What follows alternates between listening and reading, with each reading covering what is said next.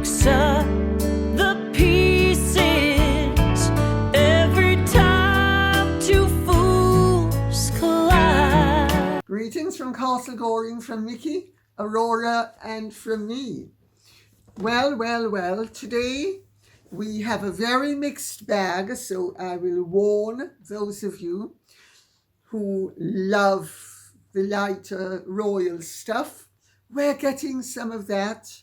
We're getting some of the controversy that is relatively lightweight in terms of Harry and Pat Tillman and Marie Tillman Stenton, and then we are going to get more profundity as well. I hate to say it, sorry for those of you who don't want it, but this is a very important phase in Western European and indeed the Western world's history. So to those of you who are going to be bored, may I point out that yes, we will have good and interesting stuff that is royal and stuff that is non-royal. So without further ado, I will plunge in with what Rita Farrell says. Are the royal family, working and non-working royals, immune from prosecution? It seems that the palace is very adept in covering up nefarious actions of certain royals. Well, that they certainly are, I've got to tell you. But then all businesses, all enterprises, all corporations, all governments, all entities, all special interest groups, political, religious, etc., usually to a certain extent their default position when something goes wrong is to cover it up. So, or at least minimize it. If they're not covering it up, they're going to minimize it. So let's be clear about that. That is what happens. And the royal family is not unique in that respect. Are they immune from prosecution? No. The only person who is immune from prosecution is the king. The monarch is immune from prosecution, obviously, because the monarch is the embodiment of the state, and therefore the monarch is the one who prosecutes. And therefore the monarch can't prosecute himself and cannot be prosecuted because anything beneath him is of inferior rank and therefore not capable of prosecuting a superior. This is why Charles I's executioners were regicides. You cannot try the King of Great Britain, nor could you try the King of England, which is what Charles I was. But the rest of them, they're certainly not immune from prosecution. And this is one of the issues that is being addressed at this very moment by the palace. Doubtless, it's all gonna amount to naught, because Harry will doubtless be obliged to go down the Hugh Grant route. And when he realizes he's gonna lose, and now that he also realizes he could actually end up in a prison, depending on what is found, I think he might be very eager to settle, but who knows? Because Meghan, like all antisocial personalities, doesn't back down no matter how wrong she is, she goes that extra mile and she bounces back up and says, you're wrong, I'm right. Maybe she will inspire him. And who knows? Of course, this is a farcical scenario that will never take place, but if it did, and he ended up in Belmarsh, where Julian Assange was held, I wonder if Megsy Baby will go and visit him. Chanel handbag in tow, etc., etc. And posing outside so that the clothes can then be merged. Let's wait and see. Cecilia Vega Daville's The Deal says, Lady C, you say that the new Labour government is anti-monarchy. Do you think there's now a higher chance that Harry and Meghan could have their titles removed? I actually think there's a lower chance. Unless the government perceives that it is in its interest to punish Harry and Meghan for any of the things they have done, I think they will actually keep them as unpaid agents and useful idiots who will continue in their eyes to tarnish the monarchy. And they, I suspect, Harry and Meghan have been an anti-monarchist's dream. But what has emerged as well is that not only are they an anti-monarchist's dream, they are actually also a monarchist's dream, because the more awfully they behave is the more they shine the spotlight of good practice upon the other members of the family. They are keeping interest at a level, general interest, that it has not been since the awful days of Diana in all her glory, creating havoc as she sailed through life, making herself Saint Diana at the expense of the devil Charles, etc., etc. So it can go both ways. But you know, most politicians are very opportunistic. Very few of them are so principled as to actually say, oh, it's tempting to use that element of a situation that really I don't agree with, but it's going to play well for me. Most of them will succumb to the temptation.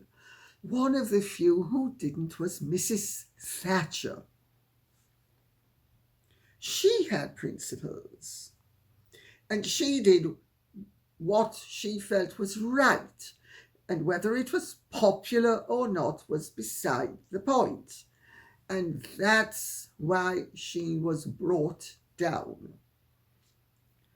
Hazel McCloy says, let's have a new Regency Act 2024.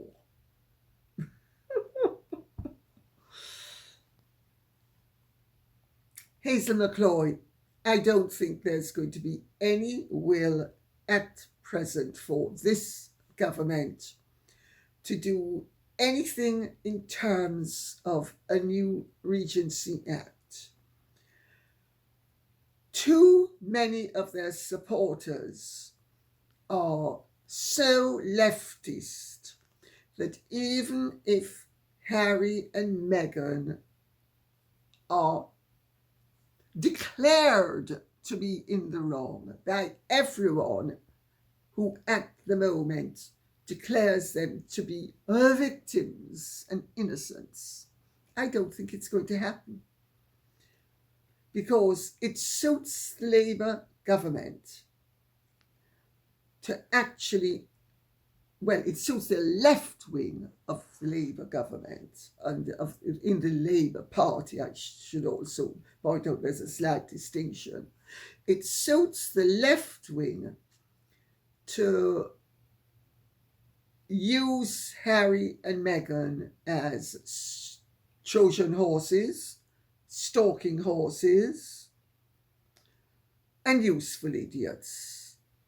So I don't think there's going to be a new Regency Act, because many of their supporters, they fear, would actually think, oh, but Meghan's a woman of colour and Harry is married to a woman of colour, and we cannot be perceived as being against them because we might need to play the colour card ourselves, and we cannot alienate our voters and supporters of colour. And the perception is, in most political circles, sometimes with a degree of merit, all tribes stick together, none more so, they perceive, than the tribe that is of colour. The fact of the matter is, they're wrong, as the comments in their tens of thousands on this channel have shown from people of colour. They do not, by and large, view the matter from a point of view of colour. They regard it from a point of view of principle, and they are fully aware of the fact that Meghan is deplorable, and they deplore her. But you know, we are intelligent people, and we have nuanced views, and we have reasoned opinions. Most politicians aren't going to take that chance, and certainly not a new government with a cracking majority. Nurse Pam S. says, I heard that Serena Williams insisted that Harry received the Pat Tillman Award, and that she wouldn't host the awards if Harry did not receive it. Do you think this will affect her reputation and career in a negative way? I think it should, but it probably won't, because she is invested in ESPN/Disney. She's got power, obviously. What do you think? Well, I was told that she was a staunch supporter. I was told that her husband also has a say in the matter, but she does. There is a link between Better Up and Marie Tillman Stanton. That's right. And there is a link between Meghan and Serena and William Morris Endeavour. There are links all over the place. My understanding from my bongo drums is that everybody has actually been taken quite by surprise by the extent and the intensity of the feeling against Harry receiving the Pat Tillman Award. So they were all surprised. and their default position is to defend their bad decision and to brazen it out. Do I think it's going to affect Serena Williams in the long run? No. I think in 6 months from now, most people won't even remember that Serena Williams was involved with any of this. And if they do, they will think she was involved in such a minuscule way that really she is an innocent.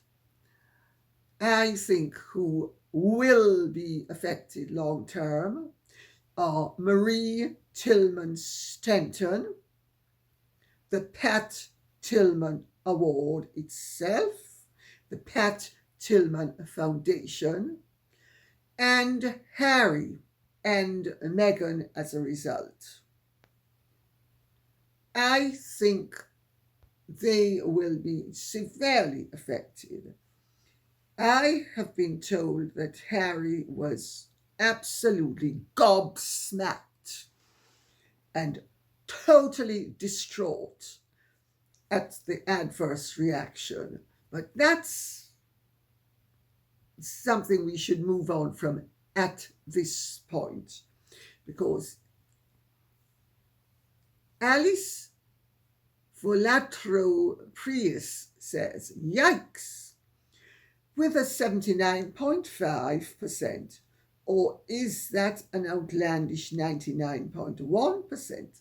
Expenditure on soi-disant overheads. Lady C just exposed the Pat Tillman Foundation as little more than a scam, even an illegal money laundering organization. That is such a grave breach of fiduciary duties that it warrants investigation by the federal authorities, together with a full forensic audit. According to the IRS codes for 501 C3 non-profit organizations, in order to qualify for tax-exempt status, which they are clearly benefiting from personally, their EIN stroke tax identification is 20-1072-33-6. That figure shouldn't be higher than 25% of at the most, while the genuinely honest and legitimate philanthropies aim for much lower ratios. No wonder they're associated with the Markles. They're both pretending to raise money primarily to pay and enrich themselves. Isn't that a rich coincidence? Well, may I say, they claim on their website to have raised, I think, something along the lines of $15 million, which,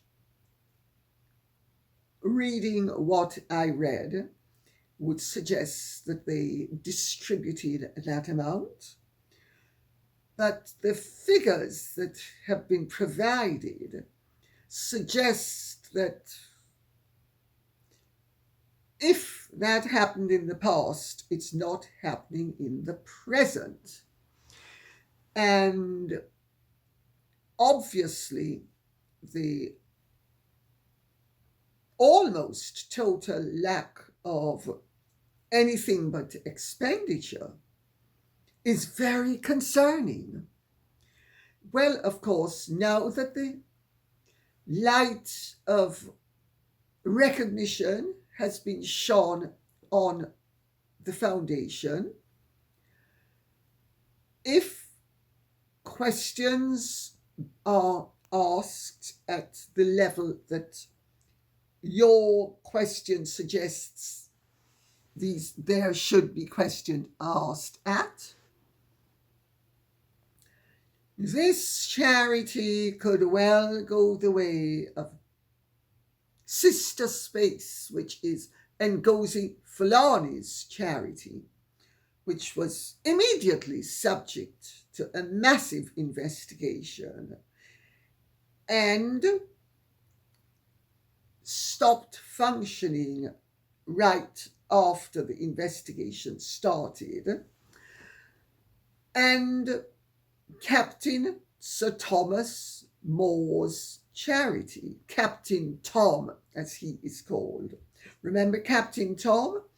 He, during COVID, walked around his garden on his Zimmer frame and ended up raising millions for charity. Then he died and his daughter took over, and his daughter turned out to be milking the charity for her own betterment, and she got into all sorts of trouble with building luxurious edifices without planning permission, which they made her tear down, and it emerged that she had been exceedingly generous with herself. Well, let us see what happens, because I'm going to quote from Sid Mountaineer, who says, "Giving Harry this award and Harry accepting it has resulted in the Tillman Foundation and the ESPN-ESPY awards revealing their transgressions to a gigantic and Herculean audience. Now that's karma. It's sad that the Tillman Foundation is not about the values Pat Tillman and his mother stood for, which is service before self, brackets, serving others does serve yourself, since we live in an independent universe," end of quotes, end of our parentheses, sorry, but instead is about greed and narcissism, which is just the opposite, self before service. Well, as I said a bit earlier, my understanding is that Harry is distraught, enraged, depressed, frantic, fulminating, thrashing about the place. I'm a hero, and they don't acknowledge that I'm a hero. Doria, bring me another spliff. I think I need some ayahuasca. I think I need some ayahuasca. Maybe I should do some meditation as well. Doria, bring me a spliff. That's better.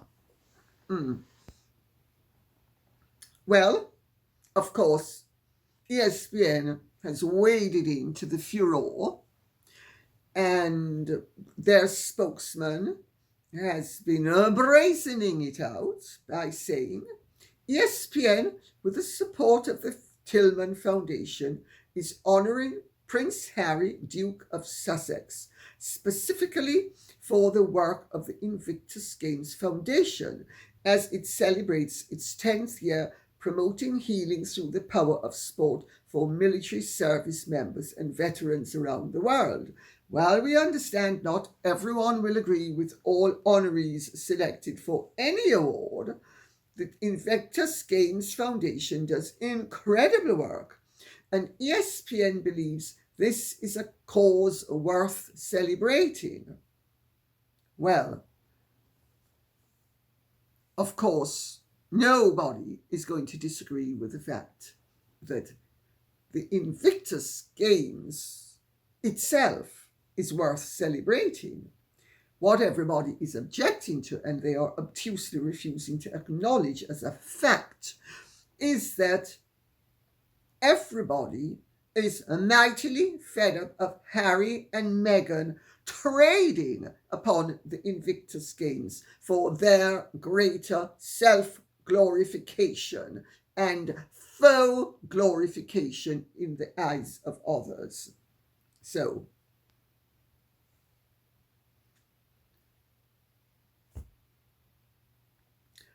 This, though, is indicative of a lot of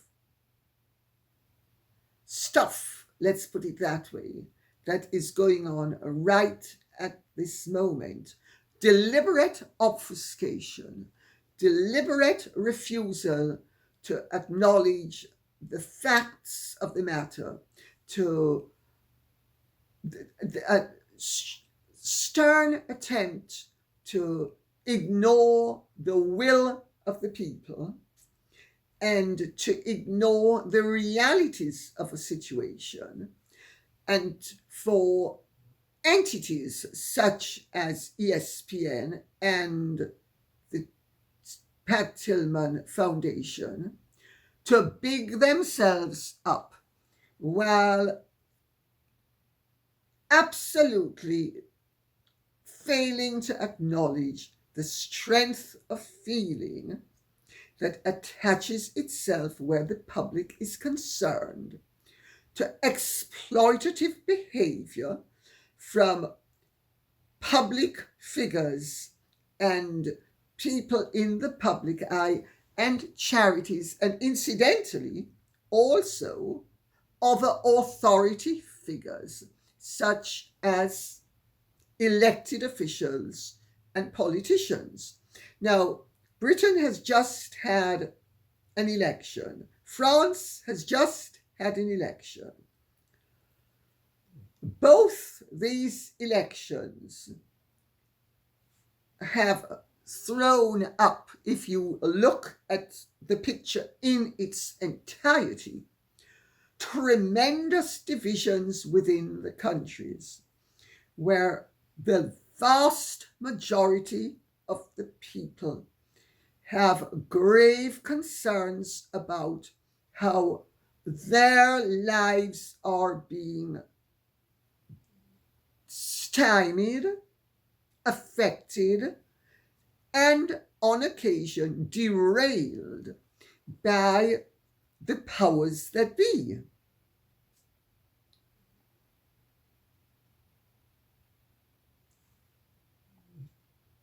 You know,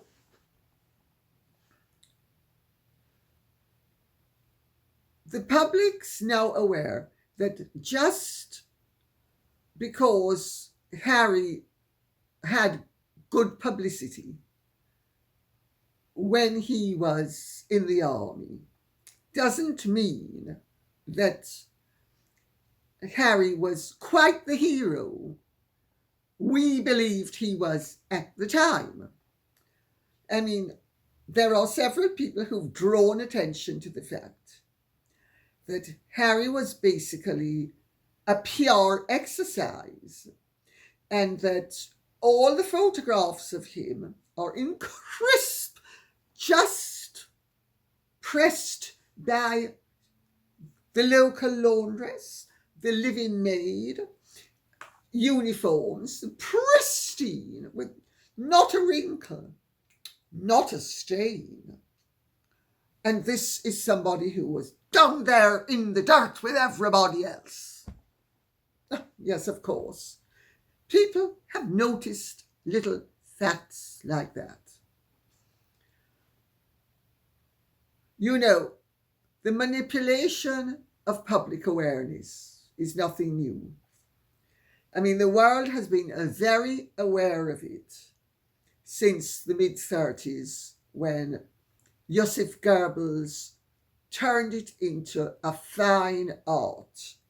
Of course, the British government had turned it into a fine art in the First World War, with its many lies about what atrocities the German soldiers were committing when they weren't committing any.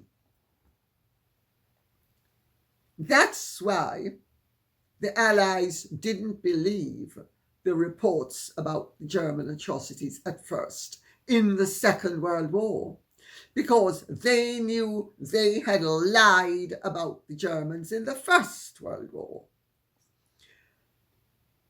You know, the manipulation of public awareness is just so obvious and so disgusting and so sickening that people often don't know what to believe and end up believing nothing.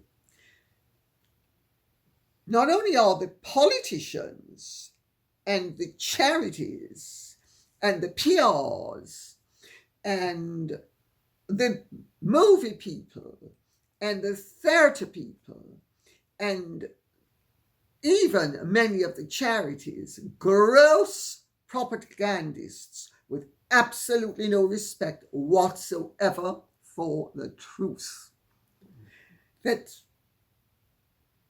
is it any wonder that people are becoming increasingly careful to disbelieve things until they are proven, especially when you have ace propagandists like Harry and Meghan.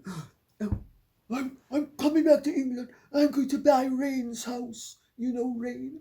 Rain was Mummy's step-mummy. So Rain, Lady Spencer, she was my step-granny. Yes, I want to buy my step-granny's house because I love family and I want to be in a family home. And so does my wife. My wife, Meg. Meg loves family, you see. Doria, bring me another spliff. Superb weed. Yes, I was saying. Ayahuasca. Got to meditate. Truth is a three-letter word spelled beginning with L and ending in E. And let us practice it at all times. Yes, I was saying. My wife, Meg, she just loves family, you see.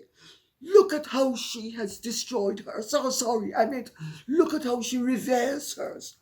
And look at how she's just put my family on the map in the best way possible. Can you imagine? She's accused them of being racist and of being every other ist that they can be. And isn't it wonderful?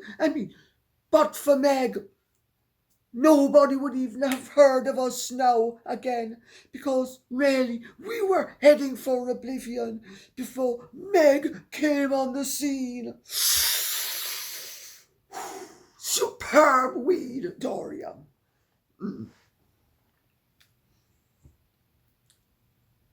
We also have, while we're on the subject of rank manipulation and frank dishonesty, we have Sue Gray, who is now the Prime Minister's Chief of Staff, having conducted the inquiry into Boris Johnson that ensured that his enemies within the Tory party would bring him down. The start of the chaos. Sue Gray is now Sir Keir Starmer's Chief of Staff, and her son, Liam Conlon, has become the MP for Beckenham. The rewards of disloyalty far outweigh the rewards of rectitude, or do they not? And if Sue Gray thinks that I am being unnecessarily harsh, I will remind her that it is very important in the law and in any position of authority to not only do right, but seen to do right. In a situation like that, somebody with her, not only sympathies, but intentions, had every right to have recused herself and didn't. Now, people have been mentioning to me about the Labour cabinet and that it is comprised exclusively of Remainers, because we now have a Labour government in this country. Yes, it is comprised exclusively of Remainers. Jonathan Reynolds, the Secretary of State for Business and Trade, and the President of the Board of Trade, which is basically the head honcho in this country in terms of business and trade. He has said that restrictions on strikes that were brought in by the last Tory government will be, and I quote, removed from the statute book straight away. That is not a recipe for harmony. That is a recipe for ever increasing chaos. One of the problems with the French state, and I know because I had the grave misfortune of living in France on and off for 14 years. And the three favorite words in France are attendre, control, and grève. Wait, control, and strike. And we had huge problems in this country with strikes that crippled this country and destroyed it economically for decades after the Second World War until 1979, when Mrs. Thatcher came in and tightened up. Now, I'm actually not a great believer in strikes. I think that 100 years ago, strikes were absolutely essential and fundamental, but they are certainly not anymore. Any rational person will understand that they are not. But he is going to be encouraging strikes because the socialist and the communist model is perpetual class warfare. It's not only the upper classes that they are against. It is any other class to keep constant disharmony. The communists proved it in Russia. They got rid of the imperial family. They got rid of the aristocracy. They got rid of the haute bourgeoisie. They got rid of the bourgeoisie. They got rid of the petty bourgeoisie. They got rid of the kulaks, the rich and otherwise. Only when they had effectively seized all power and control of funding and freedom in their own hands were they focused on their final enemy, which was the people. Hence why in East Germany, for instance, you had the Stasi, and in the Soviet Union you had the NKVD, etc. You know, perpetual class warfare is the absolute opposite of a harmonious society.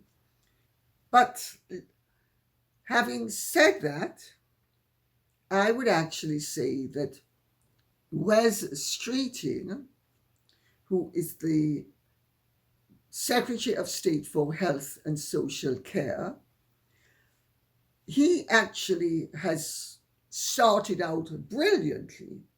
And if the way he has started out is the way he and they are going to continue, he certainly has my support, because he is responsible for the NHS. And I have been saying for some time now, the NHS is broken. I know it because I know people within the NHS. And I have been saying for some time now that no political party, I was advised, would ever address the issue because it would be politically unpopular and they therefore did not have the will to do it. Well, He has, in the first few days of government, proven me wrong and proven himself to be not a man of straw, but a man of steel. And what he has said is that the NHS is broken. And I'm going to quote what he said. He said, "This government will be honest about the challenges facing our country." Well, we'll see. Just because he's being honest doesn't mean the rest of them are. But we will see. It would be very nice if they were. They'd certainly get my support if they are.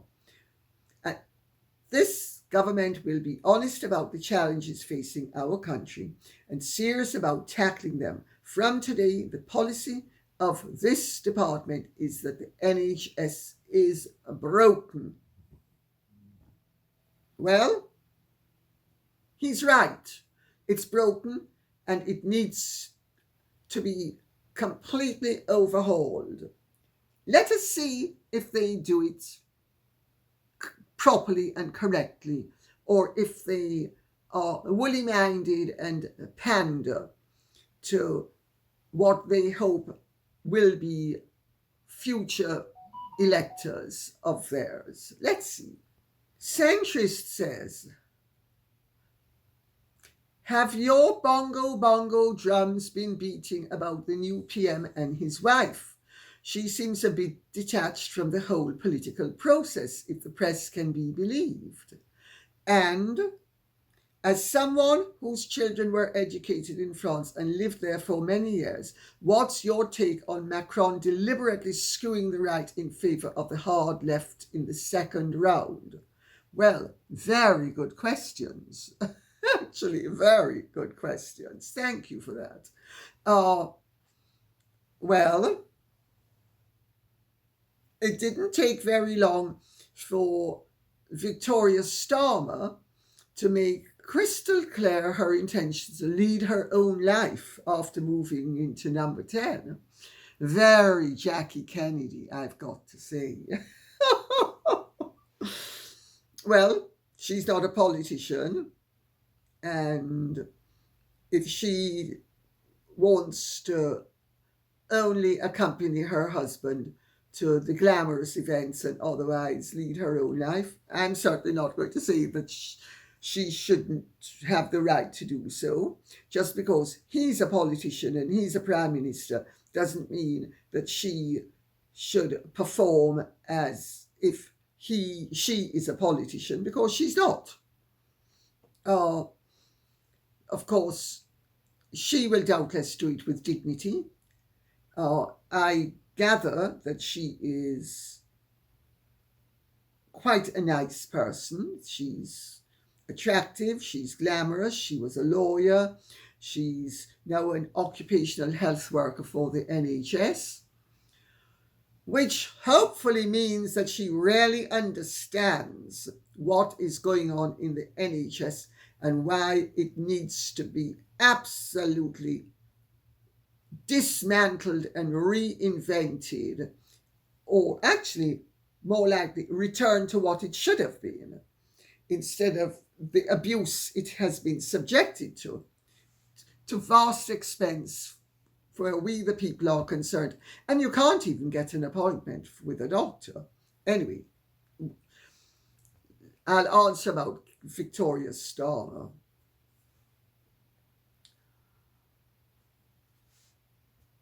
She was at the racetrack at Sandown Park in Surrey when her husband was sort of getting his toes wet politically now that he's Prime Minister. And good luck to her. She went to watch the coral eclipse, which is one of the biggest fixtures of the flat season calendar. And she was evidently enjoying herself thoroughly, and good luck to her. Racing is her great passion, evidently, which she inherited from her mother, Barbara, who was born in Doncaster. And Doncaster it has a race course, a famous race course on its edge. So she was born into a racing world, and she's a turfite. Now, I come from a family of turfites. I'm not a turfite. I have no interest whatsoever in racing, but she does. And I have to say, turfites are a particular type of person. They are usually totally classless in terms of, not being snobbish and not being, everybody is equal in terms of, let me rephrase that. Everybody starts out as equal, and those who are superior are those who possess knowledge of the turf. And those are the ones who are honoured. No one else is particularly honoured just because they're rich or they're that or they're the other. People may tolerate them, but real respect in the racing world comes from knowledge and goes to those who possess knowledge. She is Jewish, and her mother was not Jewish, but converted. Her father was a Polish-Lithuanian Jew who came here, and she is Jewish, and she also celebrates Shabbat, which is why Starma has said he doesn't work after 6 o'clock on a Friday, because the Jewish Sabbath is sundown. Usually it's estimated at 6 p.m.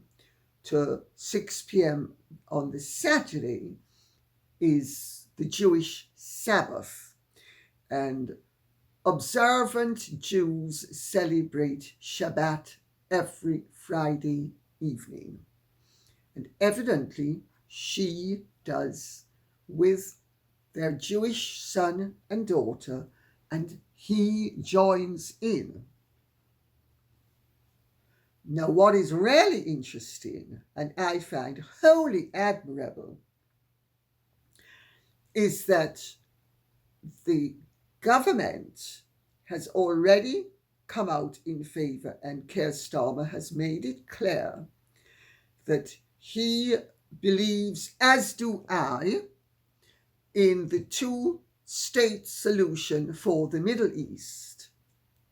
So I think all of that is very encouraging and very much in favour of harmony and peace. And it would be wonderful if this government could actually be more harmonious than previous governments have been. The indications are mixed, but not quite as mixed as in France. So to answer the other part of the question, because Emanuel Macron, who is basically a professional politician, and given a choice between allowing people to come to their own conclusions or going for traditionalism or going for a hard left solution, which he has up to now claimed to have been against. He has shown that he has absolutely no principles whatsoever, because he wants Marine Le Pen's right-wing, in quotes, party won the majority. He went hell for leather to ensure that he encouraged people to vote for the hard left. And not only have they voted for it, it has won the election. So this is going to have serious effects for France. I mean, France has been in chaos ever since I've known it. And I've known it very well since I made the mistake of buying my chateau in France in 2001. And I make no bones about it. It was a huge mistake in many ways. Not where my children and growing up were concerned. They had freedom, and the French way of life was far more compatible for young people with freedom and family orientation, etc., than the English way of life was. Because, for instance, in France, at the age of 14, children could ride mobilettes and go all about the place. While in England, in Britain, I should say, you can't do that until you get your driver's license at 17. And so that was a huge, huge difference. But insofar as the French political system is concerned, it's a living nightmare. It's over-bureaucratic, it's over-controlled. Remember what I said earlier? A turned wait. The French culture is, oh, I'm in a position to make you wait, you're going to wait. Tomorrow, I'll tolerate being kept waiting because I know day after tomorrow, I'll keep you waiting. So that's a part of the French culture. The other part is control. Everything is overregulated. And anyway, as for the constant strikes, they crippled the country, and Macron is now in serious trouble. He has compromised his legacy because one of the things he controversially passed was a law raising the retirement age from 62 to 64, which of course the French didn't want, because the French love nothing like being idle. It's not only the British, it's the French as well, who love being idle. Of course, not all Brits and not all French, but an unhealthy proportion of the French. And with the Brits, it's only a small category of individual, all of whom doubtless voted for Labour, so that they will continue to not have to work. But that's something else again. But anyway, where's the funding going to come from? Because the fact of the matter is, France had a deficit last year of 5.5% of GDP. And it expects not only a similar shortfall for this fiscal year, but it expects a greater shortfall now that the hard left is in. And it is going to be going all about the place, creating all sorts of opportunities to spend money which it doesn't have. And they are going to fall foul of the European Union fiscal rules for 2020, the 2025 budget. So maybe in a year or two or three, the French are going to discover what the Greeks discovered several years ago.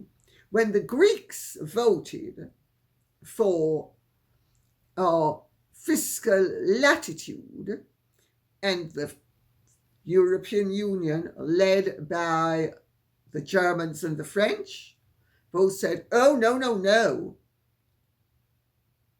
You may have democracy, you may even be the cradle of democracy, but in this democracy, you're going to do what we tell you, and we insist on austerity. Let's see what happens, because Germany is also in a huge mess financially. What nobody seems to realize is that in Britain, we have been emerging from the mess, while in France and Germany, they have been digging deeper and deeper and deeper and deeper into the mess. But maybe that will change now that we have a new government that's going to be very spend orientated. Or maybe it won't. Maybe it will be fiscally responsible. I certainly agree with their fiscal policy of encouraging growth in the economy, which is what this government has been saying, and what Liz Truss was saying.